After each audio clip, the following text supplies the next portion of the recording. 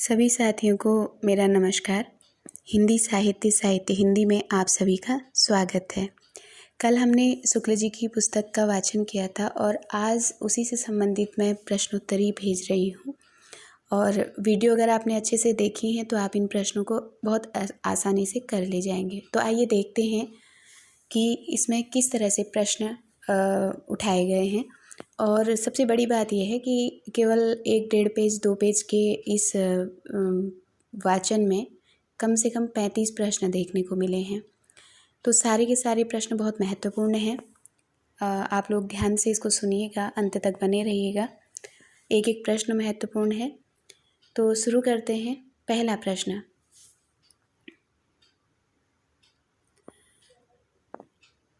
गोस्वामी तुलसीदास ने अपने समय में काव्य भाषा के कितने रूप प्रचलित पाए हैं? तो कल भी हमने बताया था कि इन्होंने जब वाचन किया था हम पढ़े थे कि इन्होंने 2 रूप और 5 पद्धतियाँ या शैलियाँ प्रयुक्त की थी। तो आपको बताना है कि ये जो 2 रूप थे, इनके जो 2 रूप थे वो कौन कौन से थे? गोस्वामी तुलसीदास ने अपने समय में काव्य भाषा के कितने रूप प्रचलित पाए थे? 2। और शैलियाँ कितनी पाई थी? 5। तो आपको यहाँ पे बताना है ये 2 रूप कौन कौन से थे इनके काव्य के। अवधि, संस्कृत, दूसरा है संस्कृत प्राकृत, तीसरा है ब्रज और अवधि, और अंतिम है ये सभी। तो यहाँ पे आंसर हो जाएगा ब्रज और अवधि। इसको अवधि कर लीजिएगा। दूसरा प्रश्न है, भाषा पद्य के स्वरूप को लेते हैं तो गोस्वामी जी के सामने कई शैलियाँ प्रचलित थी। इन मुख्य शैलियों में से असंगत की पहचान कीजिए। अब यहाँ पे आपको बताना है कि जो असंगत है वो कौन सा है। पहली पद्धति थी वीरगाथा काल की छप्पय पद्धति। इन्होंने छप्पय पद्धति को लिया था। छप्पय पद्धति को लिया था। दूसरा है विद्यापति और सूरदास की गीति पद्धति। इन्होंने गीति पद्धति को लिया है। तीसरा है गंगा आदि भाटों की कवित्त सवैया पद्धति। और चौथा है कबीरदास की नीति संबंधी वाणी की दोहा पद्धति। और 5वां है जायसी के दोहा चौपाई वाली पद्धति। तो कल अगर वाचन ध्यान से सुना होगा तो आप इसमें गलत पकड़ पा रहे होंगे। यहाँ जो जायसी दिया है ये गलत है, क्योंकि इन्होंने जो ये दोहा चौपाई वाली प्रबंध पद्धति उठाई थी ये ईश्वरदास की उठाई थी। ईश्वरदास के दोहे चौपाई वाली प्रबंध पद्धति। आपने देखा होगा कि ईश्वरदास ऐसे कवि रहे हैं सूफी के जिनको शुक्ल जी ने सूफी काव्य में स्थान नहीं दिया है। तो इसीलिए ये जो दोहा चौपाई वाली पद्धति है वो ईश्वरदास से शुरू मानते हैं। और जो बाद के मुसलमान कवि यानी जो सूफी कवि हुए थे बाद में, ईश्वरदास की ही इसी प्रणाली को उन्होंने भी चलाया था। तो यहाँ पे पूछा भी जा सकता है कि किसने ईश्वरदास को सूफी काव्य में स्थान नहीं दिया है, तो वो शुक्ल जी ही हैं। जबकि हजारी प्रसाद द्विवेदी ने ईश्वरदास को वहाँ पे स्थान दिया है। तो तीसरा प्रश्न है, इनकी रचना विधान की सबसे बड़ी विशेषता यह है कि वह अपने सर्वतोमुखी प्रतिभा के बल से सबके सौंदर्य की पराकाष्ठा अपनी दिव्य वाणी में दिखाकर साहित्य क्षेत्र में प्रथम पद के अधिकारी हुए थे। किसके संबंध में कहा है कि ये जो इनके अंदर जो सर्वतोमुखी प्रतिभा थी, इसके बल पर ये उसको सौंदर्य की जो काव्य लिखा है इन्होंने, जो साहित्य में अपना वो दिया, तो उसमें सौंदर्य की पराकाष्ठा तक उसको पहुंचा करके अपनी दिव्य वाणी में दिखाया था। यानी कि उनकी जो दिव्य वाणी थी उससे ही जो सौंदर्य है वो पराकाष्ठा तक पहुंच गई थी। साहित्य क्षेत्र में प्रथम पद के ये अधिकारी हुए थे। यह कथन किसका और किसके लिए है? ऑप्शन है पहला बच्चन सिंह का हजारी जी के लिए, दूसरा है आचार्य शुक्ल का सूरदास के लिए, तीसरा ऑप्शन है आचार्य शुक्ल का तुलसीदास के लिए, चौथा ऑप्शन है डॉक्टर नगेंद्र का तुलसीदास के लिए। तो यहाँ आंसर सही हो जाएगा आचार्य शुक्ल का तुलसीदास के लिए। आगे देखेंगे,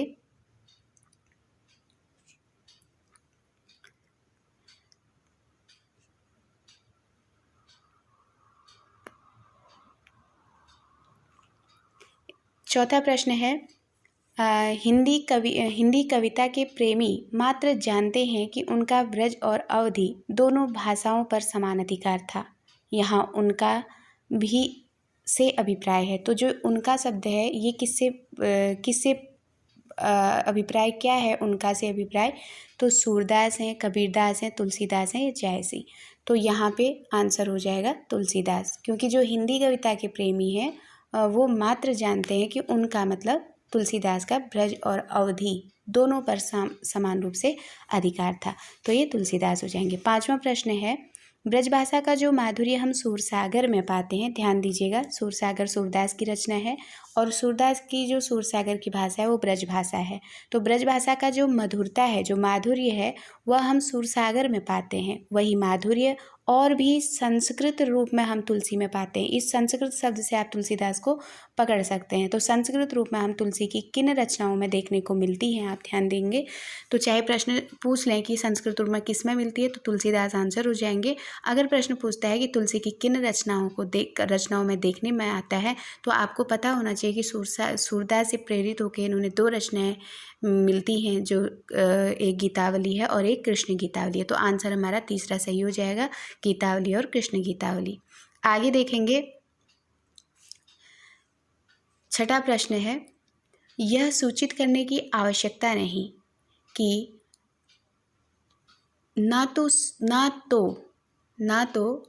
सूर का अवधि पर अधिकार था और न जायसी का ब्रजभाषा पर। तो यहाँ शुक्ल जी का ये कथन है, कह रहे हैं कि यह सूचित करने की आवश्यकता नहीं कि जो ना तो सूर का अवधि पर अधिकार था, क्योंकि सूर अवधि पे नहीं लिखे, उन्होंने ब्रजभाषा में लिखा, इसलिए उनका अवधि पर अधिकार नहीं था। न जायसी का ब्रजभाषा पर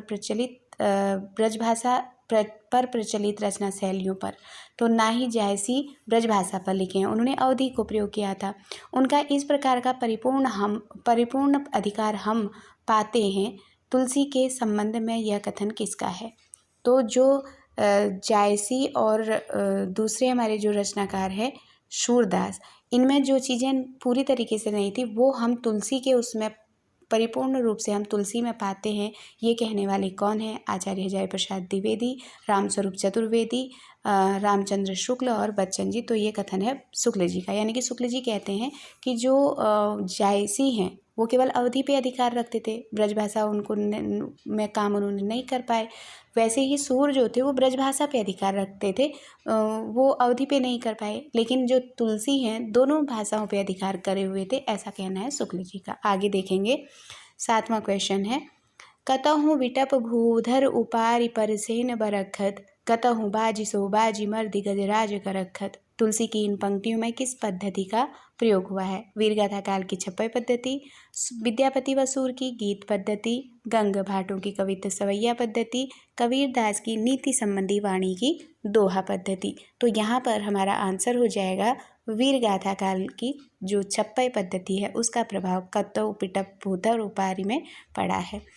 अगला जो पंक्ति है उसको देखेंगे, डिगति उर्वी अति गुर्वी सर्व पब्बय समुद्र सर, ब्याल बधिर ही काल विकल दिगपाल चराचर, दिग्गयंद लरखत परत 10 कंठ मुख भर, हिम भानु संघटित होत परस्पर। तो ये पंक्तियाँ तुलसी ने किस पद्धति का प्रयोग इसमें किया हुआ है? छप्पय पद्धति, गीति पद्धति, कवित्त सवैया पद्धति या दोहा चौपाई पद्धति। तो यहाँ भी इन्होंने दिगति उर्वी में छप्पय पद्धति का प्रयोग किया है। आगे देखेंगे 9वां प्रश्न, किस पद्धति को लेते हुए तुलसीदास ने बहुत विस्तृत और बड़ी सुंदर रचनाएं की हैं?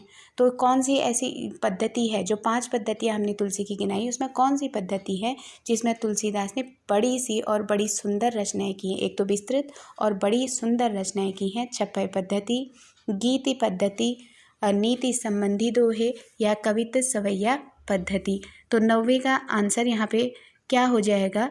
आंसर नंबर 2, गीति पद्धति। तो जो गीति पद्धति थी उसमें ये सब तुलसी के अंदर विस्तृत और बड़ी सुंदर रचनाएं इसमें ये पाते हैं। 10वां क्वेश्चन देखेंगे, किसके संदर्भ में शुक्ल जी का कथन है कि उनकी रचनाओं में संस्कृत की कोमलकांत पदावली और अनुप्रास की वह विचित्र योजना नहीं है जो गोस्वामी जी की रचना में है? दोनों भक्त शिरोमणि की रचना में यह भेद ध्यान देने योग्य है। तो क्या कहते हैं, किसके संदर्भ में शुक्ल जी ने कहा? तो ऑप्शन है जायसी, सूरदास, तुलसीदास, कबीर। तो यहाँ आंसर हो जाएगा तुलसीदास। ठीक है, तो ध्यान देखेंगे, यहाँ पे कह रहे हैं कि जो संस्कृत की कोमलकांत पदावली आ गया, ये सूर में नहीं थी, ये तुलसीदास में थी। तो आप इससे पकड़ सकते हैं कि ये कथन जो आया है ये तुलसीदास का है। अगला 11वां क्वेश्चन है, विनय पत्रिका के प्रारंभिक स्रोतों में जो संस्कृत पद विन्यास है उसमें फिल इन द ब्लैंक है। पद विन्यास से इस बात की विशेषताएं हैं कि वह विषम है और रस के अनुकूल, कहीं कोमल और कहीं कर्कश देखने योग्य है। रिक्त स्थान की पूर्ति कीजिए। तो यहाँ जो रिक्त स्थान है इसको आपको फिल करना है। इसमें सूरसागर आएगा, सूरसारावली आएगा, गीत गोविंद आएगा या पदावली आएगा। तो यहाँ पे आंसर हो जाएगा गीत गोविंद। अब इसको करके देखिए, विनय पत्रिका के प्रारंभिक स्रोतों में जो संस्कृत पद विन्यास है उनमें यहाँ पे हो जाएगा गीत गोविंद, उनमें गीत गोविंद के पद विन्यास से इस बात की विशेषताएं हैं, यानी कि गीत गोविंद के पद विन्यास से इस बात की विशेषताएं हैं कि वह विषम है और रस के अनुकूल, कहीं कोमल और कहीं कर्कश देखने को मिलती हैं। तो यहाँ पे आंसर हो जाएगा गीत गोविंद। आगे देखेंगे 12वां क्वेश्चन। जो हो मातु महे महव हो, मतो जननी जग में या मुक्की कहाँ काली माधो हो। क्यों हो आज होत सुचि शपथनी, कौन मानी है साची, महिमा मृगी कौन सुकृति की, खल बच विषण बाची। पंक्ति में किस पद्धति का प्रयोग है तथा यह पद्धति किस छप्पे में है। तो यहाँ पे आंसर हो जाएगा 2 नंबर, आंसर हो जाएगा 2 नंबर। तो इसको टिक करेंगे, गीति पद्धति और गीतावली रचना से है। ठीक है, तो जो हो मातु महे मव हो ऐसे आ जाएगा। तो ये इनकी गीतावली रचना में गीति पद्धति है। 13वां क्वेश्चन देखेंगे, बिलो के दूरी ते दो वीर, मन अगहुण तन पुलक शरीर, स्थिल भयो नयन नलिन भरे नीर। पंक्ति किस रचना से है और इसमें किस स्थान का वर्णन आया है तथा किस पद्धति का प्रयोग हुआ है। तो 3 बातें हम आपको बतानी है कि इसमें किस स्थान का वर्णन है, कौन सी इसमें पद्धति है और ये किस रचना से संबंधित है। तो ये यहाँ पे ऑप्शन है कवितावली चित्रकूट गीति पद्धति, कवितावली चित्रकूट छप्पय पद्धति, रामलला नहचू चित्रकूट गीति पद्धति, गीतावली चित्रकूट गीति पद्धति। तो यहाँ पे आंसर सही हो जाएगा गीतावली चित्रकूट गीति पद्धति। तो ये जब चित्रकूट में गए थे, जब उन्होंने अपने भाइयों को देखा था, तो उस समय का इसमें वर्णन किया है भरत ने जब राम को देखा था।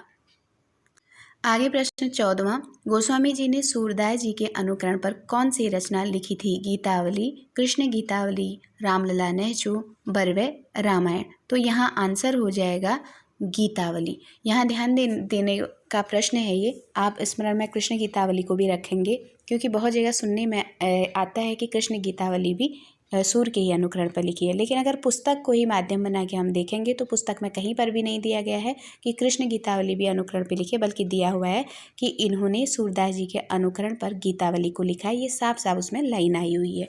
तो यहाँ पे हम लोग गीतावली को मानेंगे, लेकिन ध्यान में कृष्ण गीतावली को भी रखेंगे। आगे देखेंगे 15वां प्रश्न है, तुलसी द्वारा किस कांड में सूर का अधिक अतिशय अनुकरण, ध्यान देना कौन सा वो कांड है जिसमें सूर का अतिशय अनुकरण के कारण उनका जो गंभीर व्यक्तित्व है, यानी कि तुलसी गंभीर व्यक्तित्व के लिए जाने जाते हैं, वह भी तिरोहित सा हो गया। तो बाल कांड में, अयोध्या कांड में, लंका कांड में या उत्तर कांड में। तो यहाँ पर आंसर हो जाएगा उत्तर कांड में।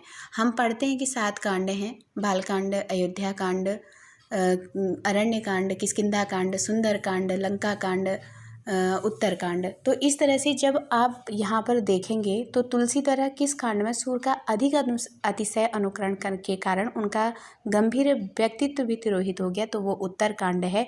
इससे पहले के जो कांड बचे हुए हैं उनमें तुलसी मर्यादित ही थे, उसमें नहीं हुआ। लेकिन उत्तर कांड में आते हुए वहाँ पे एक लाइन हमने पढ़ी थी कि जिस तरह के कृष्ण हिंडोला झूलते हैं, रास रचाते हैं, उसी तरह से राम को भी दिखाया गया है तुलसीदास के द्वारा।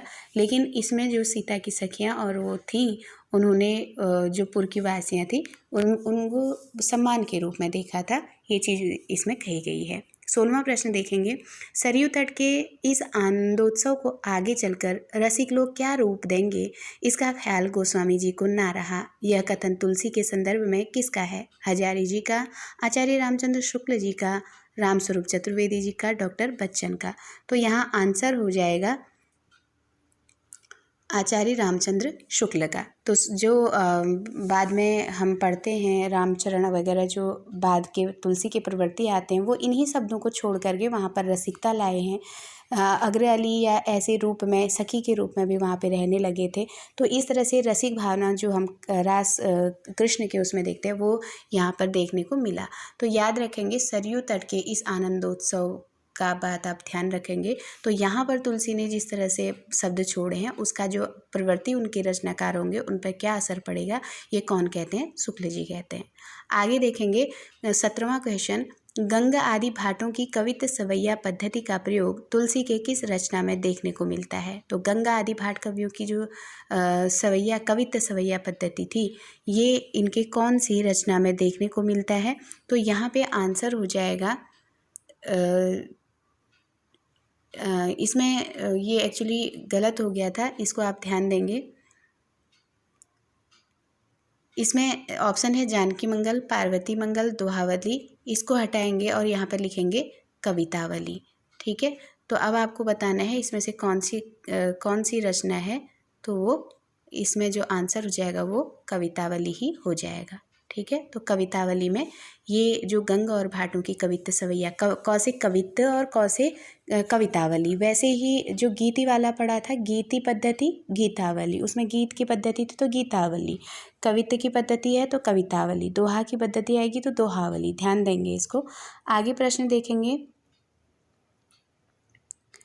18वां प्रश्न है, तुलसीदास जी की किस रचना में नाना रसों का सन्निवेश अत्यंत विशद रूप में और अत्यंत पुष्ट और स्वच्छ भाषा में मिलता है? नाना रसमयी राम कथा तुलसीदास ने अनेक प्रकार की रचनाओं में की है, पर इसमें रस अनुकूल शब्द योजना बड़ी सुंदर है। यह किस रचना के संदर्भ में कहा गया है? तो यहाँ पर आंसर हो जाएगा कवितावली। आंसर हो जाएगा इसमें ऑप्शन है कवितावली, गीतावली, दोहावली, इनमें से कोई नहीं, तो आंसर हो जाएगा कवितावली। अगला 19वां क्वेश्चन, राम को रूप निहारत जानकी कंकन के नग की परछाई पंक्ति तुलसी के किस रचना से है तथा इसमें कौन सी पद्धति प्रयुक्त हुई है? कवितावली कवित्त रामायण, गीतावली छप्पय पद्धति, दोहावली गीति पद्धति, जानकी मंगल दोहा चौपाई पद्धति। तो यहाँ पर आंसर हो जाएगा कवितावली कवित्त सवैया पद्धति। 20वां क्वेश्चन देखेंगे, गोरो गरूर गुमान भरो यह कौशिक छोटो सो ढोटो है काको पंक्ति तुलसीदास की किस रचना से उद्धृत है? इसमें किस पद्धति का प्रयोग हुआ है? तो ये गीतावली कवित्त सवैया पद्धति, दूसरा ऑप्शन कवितावली कवित्त सवैया पद्धति, तीसरा ऑप्शन दोहावली गीति पद्धति और चौथा क्वेश्चन दोहावली दोहा चौपाई पद्धति। तो यहाँ पर आंसर हो जाएगा कवितावली कवित्त सवैया। तो यहाँ पे कवितावली कवित्त सवैया छंद शैली उसमें पद्धति में हो जाएगा। आगे देखेंगे 21वां प्रश्न, जल को गए लखन है लरिका, जल को गए हैं लखन लरिका परिखो पिय छाह घरी घोठाड़ पोछी पसेव पयारी करो अरु पाए पखारियों भू भूरी डाढ़े पंक्ति में कौन सी पद्धति प्रयोग हुई है तथा तुलसी की किस रचना से उद्धृत है? तो यहाँ पे आंसर हो जाएगा आंसर नंबर 2 कवित्त सवैया शैली। इसमें क्या हो जाएगा? कवित्त सवैया शैली और कवित्त सवैया पद्धति, और ये कवितावली की ली गई पंक्तियाँ हैं। आगे देखेंगे 22वां क्वेश्चन, प्रबल प्रचंड बरिबुंड बाहुदंड वीर धाये जातु धान हनुमान लियो घेरी के महाबल पुंज कुजरारी क्यों गरजी भट्ट जहाँ जहाँ पटक के लंगूर फेरी फेरी के। तो प्रस्तुत पंक्तियों में तुलसी की किस पद्धति के दर्शन होते हैं तथा यह पंक्तियाँ किस रचना से उद्धृत हैं? तो ये पंक्तियाँ किस रचना से उद्धृत हैं? तो आपके पास आंसर है, ऑप्शन है कवित्त सवैया पद्धति और कवितावली से, गीति पद्धति गीतावली से, दोहा पद्धति कवितावली से या इनमें से सभी। तो यहाँ पर आंसर हो जाएगा 22वीं का ए, कवित्त सवैया पद्धति कवितावली। आगे देखेंगे 23वां क्वेश्चन। बालधि विशाल विकराल ज्वाल बाल मानो लंक लीली बेको काल रस न पसारी है। प्रस्तुत पंक्तियाँ तुलसी की किस रचना से है? तो ऑप्शन है गीतावली, दूसरा है कवितावली, तीसरा है दोहावली और चौथा है रामचरितमानस। तो यहाँ पे आंसर हो जाएगा ऑप्शन नंबर 2 कवितावली। आगे देखेंगे 24वां क्वेश्चन। तुलसी के किस रचना के संदर्भ में कहा गया है कि नीति के उपदेश की भक्ति पद्धति पर बहुत से दोहे इस रचना में देखने को मिलेंगे, जिसमें बड़ी मार्मिकता से और कहीं कहीं बड़े रचना कौशल से व्यवहार की बातें कही गई हैं और भक्ति प्रेम की मर्यादा दिखाई गई है। और कौन सी यह रचना है यह आपको बताना है।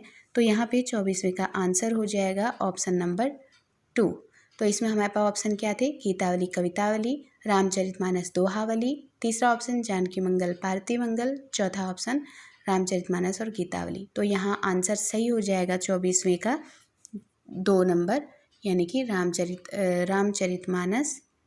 रामचरितमानस और दोहावली। अगला 25वां प्रश्न देखिएगा। रीति अपनी बूझी पर खीज विचार विहीन, ते उपदेश न मानहि मोह महोदधि मीन। इन पंक्तियों में कौन सी पद्धति तुलसी द्वारा प्रयुक्त हुई है? दोहा पद्धति, नीति और उपदेश भक्ति पद्धति, कवित्त सवैया पद्धति, छपई पद्धति। तो यहाँ पे आंसर हो जाएगा नीति और उपदेश भक्ति पद्धति। आगे देखिए 26वां क्वेश्चन। जिस प्रकार चौपाई दोहे के क्रम से जायसी ने अपना पद्मावत नाम का प्रबंध काव्य लिखा, उसी क्रम में गोस्वामी जी ने अपना कौन सा प्रसिद्ध काव्य लिखा जो लोगों के हृदय का हार बनता चला गया? तो ये किससे हैं? कवितावली से, बरवै रामायण से, रामचरितमानस से या रामलला नहचू से। तो यहाँ पे आंसर हो जाएगा रामचरितमानस थे। तो जिस प्रकार चौपाई दोहे के क्रम में जायसी ने अपना पद्मावत नाम का प्रबंध काव्य लिखा, उसी क्रम में गोस्वामी जी ने अपना कौन सा प्रसिद्ध काव्य लिखा जो लोगों के हृदय का हार है। बस इससे आप पकड़ेंगे, लोगों के हृदय के हार और घर घर में है, ये शब्दावली किसके लिए प्रयुक्त होती है? रामचरितमानस के लिए। आगे देखेंगे 27वां क्वेश्चन। तुलसी और जायसी जितने अपनी रचनाओं में अवधी भाषा का प्रयोग किया है, इनमें एक भिन्नता पाई जाती है। तो यहाँ ऑप्शन बनाने को कुछ नहीं मिला, ध्यान रखेंगे कि इसमें पद विन्यास का भेद है। तो तुलसी और जायसी, और अगर आप सुर को भी ले लेते हैं तो ठीक है, तुलसी और जायसी जितने अपनी रचनाओं में अवधी भाषा का प्रयोग किया है, जिसने अपनी रचनाओं में अवधी भाषा का प्रयोग किया है, इनमें एक भिन्नता पाई जाती है, वह है पद विन्यास का भेद। तो सीधे आंसर होगा पद विन्यास का भेद। 28वां क्वेश्चन। अमी मुरी मई चूरन चारू सुमन सकल भव रुज परिवारू। ये प्रस्तुत पंक्ति तुलसी की किस रचना से है और इसमें किस प्रकार की पद्धति रखी गई है? तो यहाँ पे ऑप्शन है कवितावली चौपाई दोहा, रामचरितमानस चौपाई दोहा, गीतावली गीति पद्धति, दोहावली दोहा पद्धति। तो यहाँ 28वें का आंसर हो जाएगा आंसर नंबर 1 कवितावली और दोहा चौपाई। रचना कवितावली और उसमें जो प्रयुक्त हुआ है वो क्या है? दोहा चौपाई दोहा। अगला 29वां प्रश्न है। जब होत कहिगा पंखी संदेशी, सुनयु के आवा है परदेसी। किस रचना की तथा किस प्रकरण से ली गई पंक्ति है? तो यहाँ ऑप्शन है पद्मावत प्रकरण 3 निर्गुण, मधुमालती प्रकरण 3 निर्गुण, पद्माकर प्रकरण 4 सगुण और मधुमालती प्रकरण 4 सगुण। तो यहाँ पे आंसर हो जाएगा 29वें का आंसर आपका हो जाएगा आंसर नंबर 3। तो ये जो पद्माकर है ये 4 सगुण में से है। तो एक बात आपको यहाँ बता दें, तो जब इस पंक्ति को पूछा जाएगा आपको ध्यान में आ रहा होगा कि ये सूफ़ी की पंक्ति है और सूफ़ी का जो इन्होंने बताया है सूफ़ी कवियों के बारे में, तो वो निर्गुण का है और निर्गुण में भी जो प्रकरण है वो 3 है। तो प्रकरण 3 निर्गुण से हैं और यहाँ पे सगुण की बात हो रही है। तो ये थोड़ा सा दिमाग में जोर डालने वाली बात है, जहाँ प्रश्न बनने की संभावना है। इसी तरह से अगर प्रश्न दे दें तो ये प्रश्न सही होने के चांसेस कम होते हैं। इसलिए कम होते हैं क्योंकि ये सूफी काव्य धारा में दी हुई पंक्ति है ही नहीं। ये है जायसी की सूफी से ही है, लेकिन यहाँ पे जो बुक में दिया गया है ये प्रकरण 4 में है।